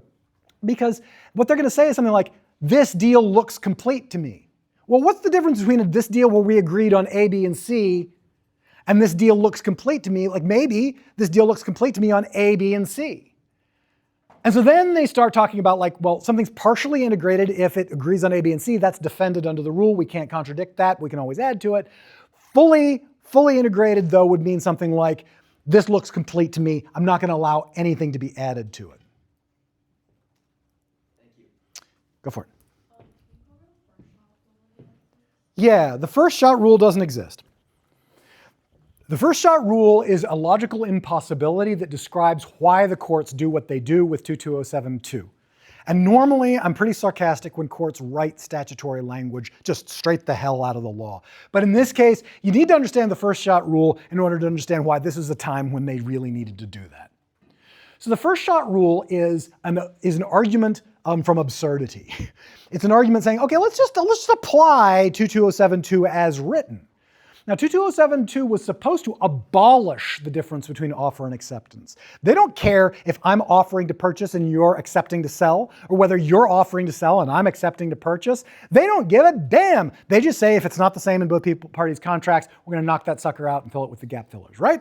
That's what they thought they were doing, but they didn't. Instead, what they did was they kept using the words offer and acceptance in both 22071 and 22072. If they had meant to abolish it, they should have abolished it. But they didn't. They kept using it. And so the terms in an acceptance under 22072 are considered purely proposals for modification to the contract, right? So our scenario here is we have an offer and an acceptance that are different from each other. Bless you. We have an offer and an acceptance that are different from each other. And we've got no my way or the highway clause. Now, what's that going to do as a matter of the code so far? It's going to knock out the acceptances difference and just have the offers differences be the contract. Bingo, right? So, or rather, the offer, how can I say it? The offer is the contract because the only differences mentioned in the code are differences in the exception, or in the acceptance, right? And so that privileges the offer over the acceptance. And so that instead of the last shot rule of the common law, which is any difference means that the acceptance is not an acceptance, but it's a rejection and a counteroffer, and then the other party comes back and they have a rejection and a counteroffer, the other party, rejection and counteroffer. That's what gives you the last shot rule. If you took 22072 as written seriously, it would create the first shot rule, and Easterbrook would be so happy, which would be the person who made the offer would bind the acceptor to a contract, because remember, this does form a contract even though the offer and acceptance are different from each other. They would bind them to a contract, and that contract would only be the terms of the offer, because anything different would be a differing material term in the acceptance. Now, that's stupid. And so, because that would create a first shot rule, right? Very similar to Easterbrook's equally dumb only shot rule that I've characterized that way. And so instead, what courts did was they said, no, we will replace the first shot rule of 22072 with a knockout rule, which is nowhere written in there. But what they did was they blew up one part of 22072. Remember, if we applied 22072 as written, it would be between merchants additional, not different, additional immaterial terms would become part of the contract unless objected to. And what the court did was they took that last sentence, unless objected to, and they said, essentially, if you say tomato and I say tomato, we are each held to have objected to the way of saying it of the other person. That mutual objection was read in as a feature of difference. And so that gave then each party sort of equal power. That gave the acceptor equal power to knock terms out in the offer, as the offer, as it was written, had power to knock terms out in the acceptor. More. Oh, yep, John. I had a question about kind of at what point things like bad faith and, pretextual shenanigans actually intervene in at-will employment situations. They don't. There is no good faith rule in employment across the country. They have no, an at-will employer has no duty of good faith, but if they fire an employee specifically to avoid paying them, say, a large commission check, I'm wondering if there's any point. Take a look at LACG. Was that commission check earned or not? Did they do the work? Did they get the money? Because look, you can't breach. It is a breach. Let's be clear. The at-will employment rule doesn't mean that employers can just breach employment contracts. If you do the work and earn the money, you're gonna get paid. And at least until the fall of the Republic, the state employment commissions were really ferocious about unpaid labor. That was not the position you wanted to be in, which is somebody had earned money and you weren't paying them. They will drop the hammer on you and dispense some indiscriminate justice. So the employment contracts exist, right? But if it hasn't been earned yet, as we saw, nope. They can just fire you for any reason, including that they don't want to pay you anymore. In fact, that's usually why people get fired, is because your employer doesn't want to pay you anymore. It's a perfectly adequate reason to not want to keep somebody on. So if it hasn't been earned yet, and there's been no promise that you're going to be given the opportunity to earn it, right. Bad faith in that context then, so there's a few wrinkles on that. In a very, very few jurisdictions, they have said there's a good faith obligation in the context of employment, but all that did was abolish the at-will rule, because to fire somebody in bad faith means you can't fire them for any reason, including bad faith reasons. You can't fire them for any reason, and that does away with the at-will employment rule, and so most jurisdictions don't do it. Could you just walk through the extent and limitations that you can bring prior evidence past the parole evidence rule if you're using it to interpret the text? So how do you get extrinsic evidence? Like parole evidence. How do you get parole evidence? And I say extrinsic because sometimes parole means, people start thinking it means oral, but it doesn't. It means any evidence from outside the contract. So how do you get extrinsic evidence in past the parole evidence rule? Is that your question? Can't you do it if you're using it to interpret the language? Yeah, well, you can do that in one of two ways. You can say, look, I'm not bringing in extrinsic evidence. I'm just telling you what words mean. And Justice Traynor loves that argument all week long, right? Or under the UCC, you don't even have to Justice Traynor that stuff. You can just say, look, industry custom and practice, trade usage, course of performance, course of dealing, all of that stuff. I'm not introducing it as oral evidence that's outside the contract. I'm introducing it to tell you what the words inside the contract mean. And there's your answer. Anytime you're saying, I'm not bringing in evidence from outside the contract, Your Honor, I'm telling you what the words inside the contract mean, well, that's your key to victory. That's your key to getting all things in. Yep. Hey. That's the call from inside the house doctrine, which is not a doctrine, that's just me. Although it's a doctrine for purposes of this exam, perfectly valid on all parts of the exam, you will get full points for the call came inside the house. I know what you mean. Also full points for the Fred rule. Talia. This might be stupid, but when you have a my way or the highway clause for one person and then the second person says different terms but no my way or the highway clause in their thing, Yeah. Does the first person's clause beat everything else the other person says? No, if it says my way or the highway and the other party says something different, then they didn't agree to it. So they both don't need to say my They don't both need to say my way or the highway. For purposes of this class, if either party has something that pretty much looks like a My Way or the Highway clause, I am telling you to talk about it under 22073. As we saw in the book, though, courts really don't love this because it means that 22073 is now like the de facto law everywhere. Because of course, when you get into the practice of boilerplate, everybody puts these things in because what if the other party just agrees? Well, then you get your only shot rule. I mean, you don't even have to go say, Judge Easterbrook, could you please give me an only shot rule that I did not bargain for, that I did not give breaks for? Just please let me win, Your Honor, like just for free. Why would you not do that? Why would you not just say, oh, I get it. In like some percentage of cases, I just win for free. But if everybody puts them in, then you never use it. Like, because it's all going to be 22073, which means some courts, as we saw in the book, start playing games with it. The risk is if only one party's got it, then they may have not said it exactly right in some jurisdictions. Do you remember that case? Where they said it wasn't enough to say this offer is expressly made conditional, or this acceptance is expressly made conditional on all of the terms herein. Instead, they said they pushed it out because they wanted more 22072 cases. They didn't want everything to always be a 22073 case. So they pushed it out. They said, no, you got to say My Way or the Highway, and you have to tell me you like it.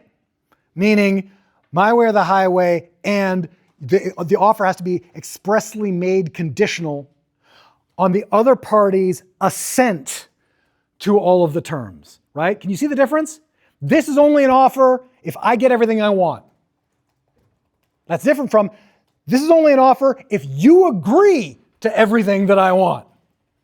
That's different. So some courts push that difference out. I'm not going to test you on that difference, but I need you to understand that it's out there. For purposes of this class, if you see something that really smells like a My Way or the Highway clause, roll with it. If what they're saying is no contract unless everything is as I've just written it, that's good enough for most jurisdictions and it's good enough for this class.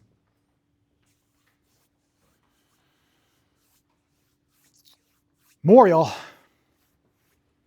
Yeah, Larry. Can we just discuss consideration for an options contract? Yep. So I have an option to buy, I will extend to you an option to buy my truck.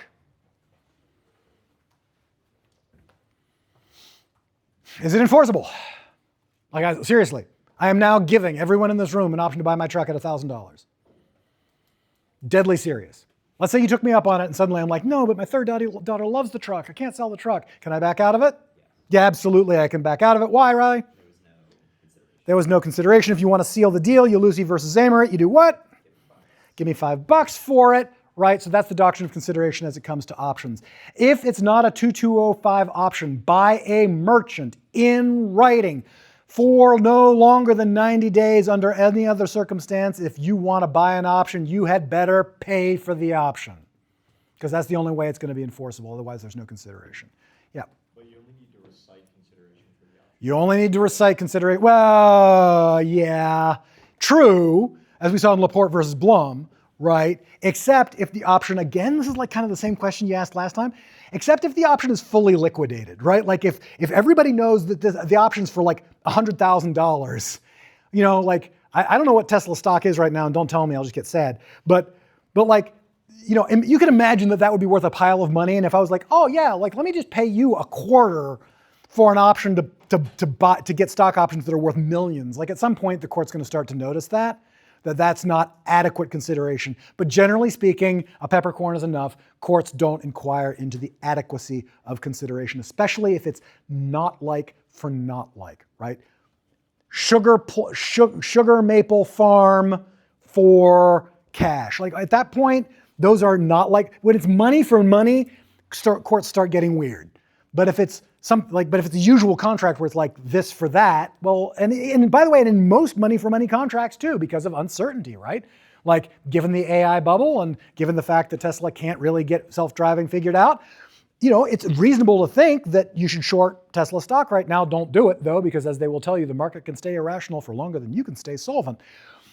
But, right, it would not be unreasonable to think that it's worth less than it is right now. That's not insane. And so if you paid less for an option than somebody else might think was worth for that option, the court's not going to get into that. They'll just be like, look, however much you paid for it, as long as it doesn't look like I'm paying $1 for $10, like straight dollar for dollar. As long as they're just saying, I'm paying dollars for a chance, we're good. Uncertainty is what makes this all work out, which makes it the same answer to accord and satisfaction. Do you see? Uncertainty, resolution of uncertainty is what makes the consideration work in these cases. It's really cool. More. I had some in front, Riley in front of you. Some basic questions about Yeah, fire away. the layout of the exam. Yes. Are you going to give us like a printed stack of papers? Is there a form that we're like? What are the exam questions on? It will be a printed stack of papers. I assume I'll be in New Zealand. Dean Drumble will hand out the exam. She's incredibly kindly agreed to do that. That means I'll have proofread it within an inch of its life. If there's some sort of emergency, zombie attack, alien invasion, there's at least the possibility under our rules that it would be distributed electronically. Perfect. And then I've heard that you have a very particular way that you curve like individual questions when you grade exams. I do. I use the Z-score method, which is not a peculiar way. It's actually it's the only statistically valid way, and I don't understand how anybody else does it. But here's how Z-scoring works. What Z-scoring does is it takes your answer on the question, and it subtracts the average level that somebody got in the class on that question, and then rates in a statistical curve the remaining answer. What that means is if you screw up a question and you walk out and everybody's like, I have no idea what that guy was asking, like that's just nuts, which has happened to me before on the Ohio bar exam. They asked a question on Reg CC, none of us knew. We all walked out, we're like, oh wait, everybody failed it, we're fine. That's what it's going to be here. What it does is it guards against me getting in my head and asking a question that y'all haven't been given the tools to answer. What happens is y'all get it wrong, great. It doesn't impact your score one way or the other. Similarly, and this should be obvious, if you get the same answer, the same level of answer as everybody else in the class, it doesn't impact your score one way or the other. And if you do a lot better than everybody else on the question, you do a lot better. That's how it works. So it's just a way of norming each question to handle situations where there's a really bad question or a really good question, and helps me capture the difference between answers. Oh, by the way, there is one output of the Z-score method. Do not fail to answer a question, because getting a 0 will be substantially statistically lower than the worst answers in the class. Do you see it? That's the one statistical weirdness. Answer all the questions. I don't care what you have to do, answer all the questions. Yeah. Is there a certain format that you would like us to answer questions in, like the IRAC format? Yeah, this is a really hard question for me to answer, because IRAC is clearly the format that I've been delivering the agenda notes to you in, and it's a great way of thinking about things. I do tend to find that it takes people too long to like issue it. Like a lot of these things, like the application and the conclusion are basically the same, and the issue and the rule are basically the same, right? Just say it. We don't have a writing, we need one. Either we're going to tag these two together, Midgerobe, or these two writings together and get a Midgerobe contract out of it, or we're going to have to look for an exception. Looks like judicial admissions is where we're going here. Like move on, right? Like once you have experienced the rigor of IRAC, which is how you should approach it mentally, don't go issue, state it, rule, same damn thing that you just, do we follow the thing that I just said in the issue? Application, issue applied to rule, here's how I apply it, and then conclusion, I'm going to just say what I said before. It just costs you too much time. Use it as a lens, not as a writing template. Yeah. Can we copy and paste from the outline? No. You may use search as long as the search is not AI assisted. So you can use Command F. So I would strongly suggest, like, look, if I do my job right, I don't know, but if I do my job right, you're not going to have time to be flipping through your outline. You may have a copy of the outline on your computer if you want. I happen to be old school in this regard. And when I was a student, I found that a physical copy is much faster to access and use than a computer, because you've got this problem, like you only have this narrow window. You can't like rip 3 pages out of it, set them next to each other, that kind of stuff. But generally speaking, make it searchable, that's fine, but you can't engage in outside or internet search. You can't engage in any kind of AI-assisted search or interpretation on your own device. That all should be really obvious, but might as well say it. And you can't copy and paste, because, I would let you copy and paste, by the way. That is not my rule, it's the university's rule.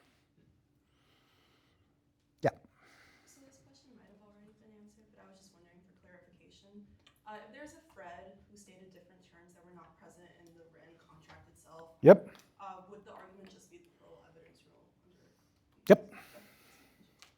Especially if Fred doesn't put it in writing, parole evidence rule is the only chance, right? Because his statement is quite likely to be a 2313 express warranty. An oral express warranty, but that's fine.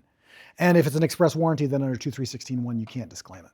What about in like a real estate contract, for instance, because that would fall under the restatement? Yeah, it would. What? You just got a Fred out here making representations? Yeah, you're still going to want to block it under the parole evidence rule. Or we could go back to like the Fred rules origins of TVA. You just be like, yeah, this guy just broke into our office. He just hangs out signing contracts.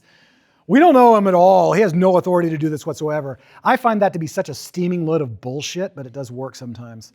Courts are just like, oh yeah, sure, I'll let you get away with that. I always wanted to do that.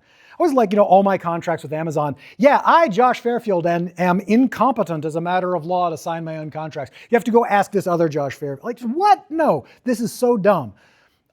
In my own thinking, I rely on, from agency law, which you will see when you do corporations, I rely on the apparent authority doctrine. When your employee has the apparent authority to enter into the thing, they actually have the authority to enter into the thing. And I don't know why courts keep forgetting the apparent authority doctrine. Yeah. Can you go over how turtles all the way down functions with what? Yeah, sure.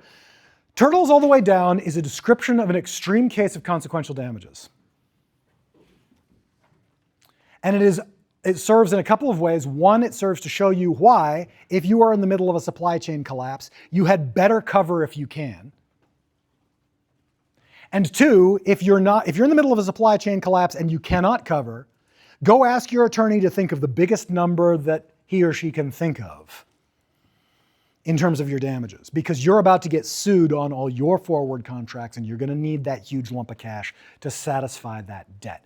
Here's how Turtles All the Way Down works. Everybody gets direct damages for their contract. The direct damages are, if you cover, the difference between the amount you covered for and the amount that your contract said the thing was going to cost you. Well, that's easy.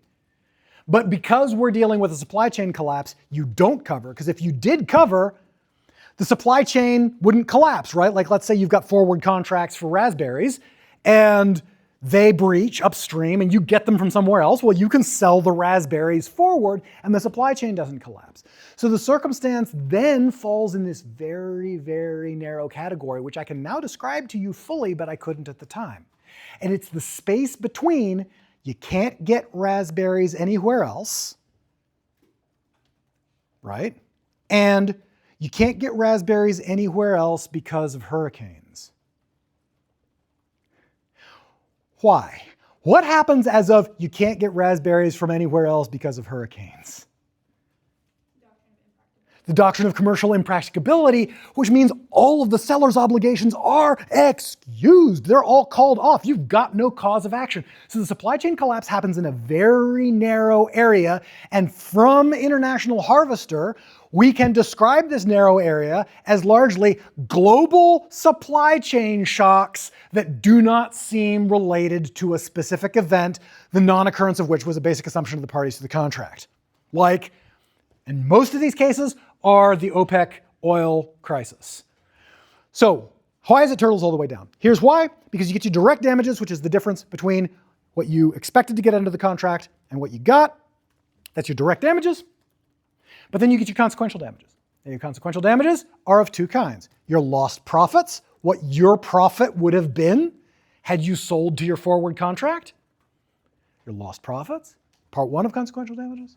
Part two of consequential damages, the huge smack load of money they're about to sue you for because you didn't provide raspberries to them, and we just said raspberries are now worth their weight in 24-karat gold because no one can get raspberries, so that's going to be a big bill. And the problem with that is the reason that they're going to get that money from you, and so you had better get it from your supplier. The reason they're going to get that money from you is because, guess what their direct damages are? Well, they're the difference between what they were promised under the contract and the reasonable market price of the goods. So that's already a chunk of cash, but then also consequential damages. And their consequential damages are the lost profits that they lost when they would have sold to their buyers, plus the amount that they're about to get sued from the person. So what happens is that this goes up, it turtles all the way down. Courts don't really have a great solution for this. I'm gonna give you the advanced answer. If you look at it long enough, if you look at KGM long enough, you'll notice it. The problem is sometimes the direct damages are huge because in these Raspberry crises, the difference between your contract price and the market price is stunning. Like, can you imagine that, right? Raspberries, worth their weight in gold. So you can't cover. If you were to go to the market, let's say raspberries are worth $10,000 a raspberry, and you were gonna buy them at a dollar a raspberry, so it's $9,999 difference per raspberry, and then you add this lost profits plus consequential damages again? No. So a lot of courts then begin to go, hey, look, as long as you capture that rise in the market so that each party, as the turtle goes down, has the money to pay off the lower turtles, as long as that's happening, practically speaking, courts will give you either those massive direct damages or those huge ass consequential damages, but not both, because both are a reflection of an unexpected massive price shock and rise in the market. And that's turtles all the way down. Yeah. Buyer really needs raspberries and can't wait forever, or can't like, doesn't have the time to wait to see if the seller can provide these or not. Yep. I don't understand how it's fair to not excuse the buyer in that situation. Oh, the buyer's absolutely excused. The seller's not delivering. The buyer can cover. I thought, okay, so that. Now, the one problem is what happens if the time for delivery of the raspberries hasn't come yet? Yeah. And it just looks, and you're like, I can read the news. I don't think my raspberries are going to get here. And they're like, no, totally. We've got so many raspberries back here. Oh yeah, it's nothing but like raspberries in this box back here. Like it is raspberry o'clock back here. And you're like, I don't think you're telling me the truth. I'm going to need some adequate assurances. That's what's going on there, right? I'm going to need a bond, like in case you don't cough up the raspberries. What do we need to know about the CISG for the purposes of our exam? Sure, you need to know when it applies, which is it applies when parties who are headquartered in different member states engage in a standard commercial transaction for an asset that they do not know is for personal use. That's the big divider. If I buy a cuckoo clock in California, or sorry, if I buy a cuckoo clock when I go over to New Zealand, although I already have one, and they know that I'm using it for personal use, the CISG does not apply. But if they don't know or have reason to know that it's a sale of goods and that I'm from a different country, that is a signatory to the CISG, so that's when it applies. That's what you need to know about that. The second thing you need to know about it are the big differences, right? There is no parole evidence rule under the CISG, which means that people can come in and say, yeah, I know what the contract says, but we still meant something completely different. As a practical matter, the court, a CISG court, won't believe them either, but they do have to let them take the stand and say all this nonsense. Like, here's the clear document, but we totally agreed that the writing of the document wasn't going to be our agreement. We absolutely, like we fist bumped, like over margaritas. We just said, yeah, absolutely. We're not, like, I don't know, this is kind of a funny document. Like, we don't mean any of this. What we mean is like, we're gonna fold it up and wear it as a hat. You have to let the person stand up and say that. So there's no parole evidence rule. And the other big difference that you need to know about the CISG is that where member law permits, specific performance is a default remedy.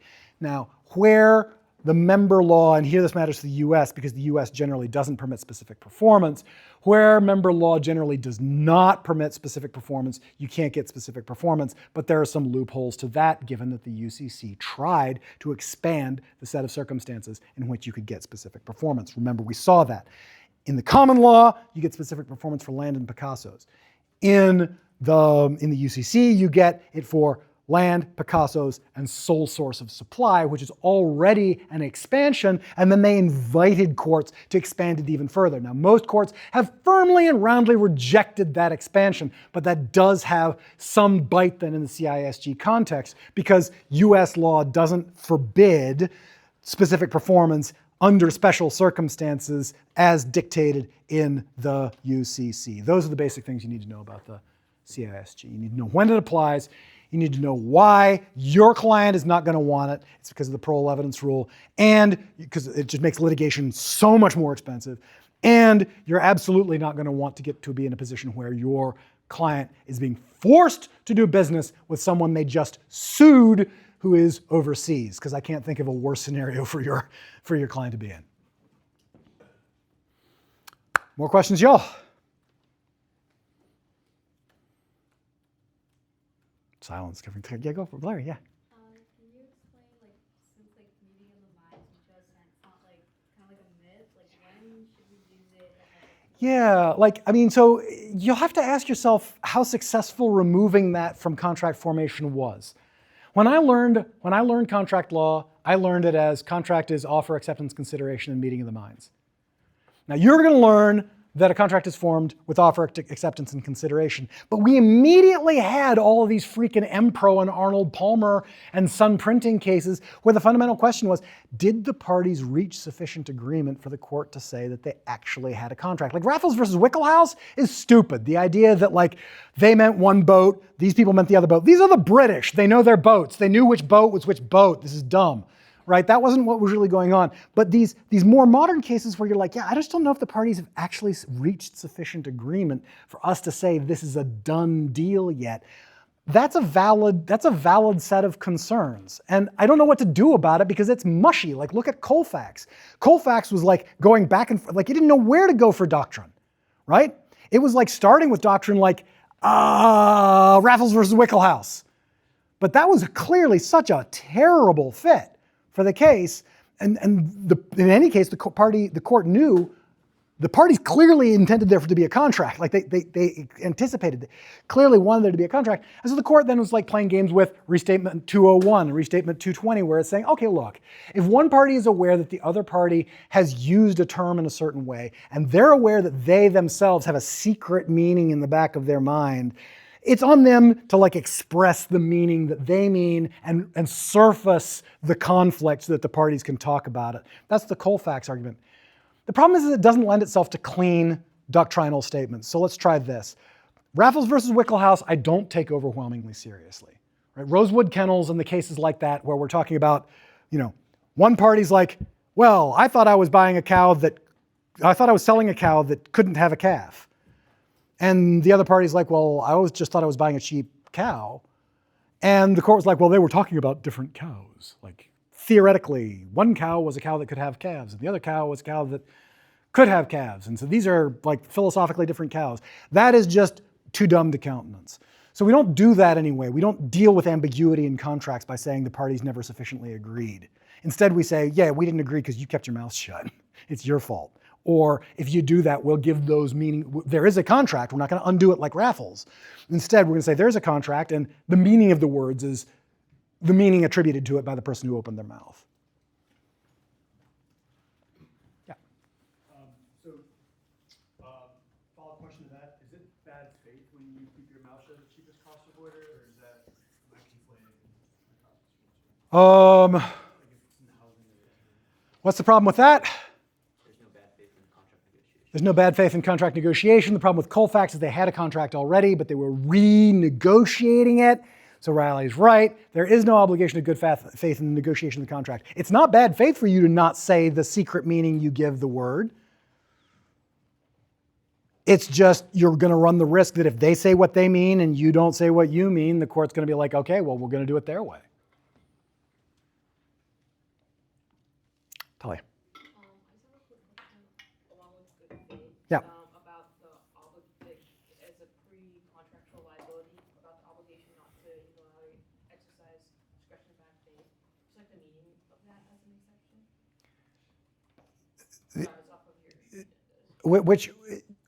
In what context do you have the obligation not to unilaterally? This Contractual liability. Like Burton saying like you can't that. Like for good faith. You're gonna have to give me more context. It's pre-existing agreements, and then reliance, and then the third one is obligation not to unilaterally exercise discretion. Oh, sure. Okay. Yeah. These are different ways of trying to undo what Riley was saying you can't do, which is to get some obligation of good faith in negotiation. Like, wouldn't you like that? If you were negotiating with somebody, wouldn't you like it if you said, both of us agree to act in good faith as we're negotiating? Well, that's step one, like have an overt agreement. Step two would be some kind of reliance, right? And so forth and so forth. So there's just a list of reasons there why you can do, like we saw in Butler versus Belolia, right? Where we've got a pre-existing agreement not to do it. or later on one party's relied on the other party to do something, and so the court might excuse the obligation under reliance, and so on. One final question, then we do have to call it. Yes, so for consequential damages versus direct damages is more when I have a contract to perform a service for X price, whereas a consequential damage would be if I got more for products or goods where I got this good and was able to sell it on, I could make X.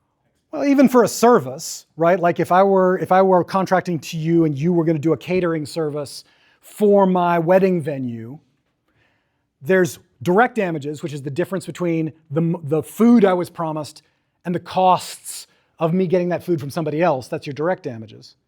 And then there's consequential damages, which is the fact that you didn't show up with the food means I got sued by, or I lost clients down the road that I told you about. That's your consequential. What's that? My damages, that's direct. Consequential is about what's going to happen as a consequence of the breach. All right, we got to stop it here. Y'all, I'm headed to New Zealand, but let me just tell you, and this I mean with no exaggeration whatsoever, it is the greatest honor of my life to interact with your minds and to help work through the law as you move from being normal humans to actual lawyers. You know, I get out of these things and I drink because I'm an introvert. Like I go upstairs and I put my headphones in. And I get home and my wife always asks me, she said, how did class go today? I said, you'd have to ask my students, but I had a ball. All right. Thanks so much, folks.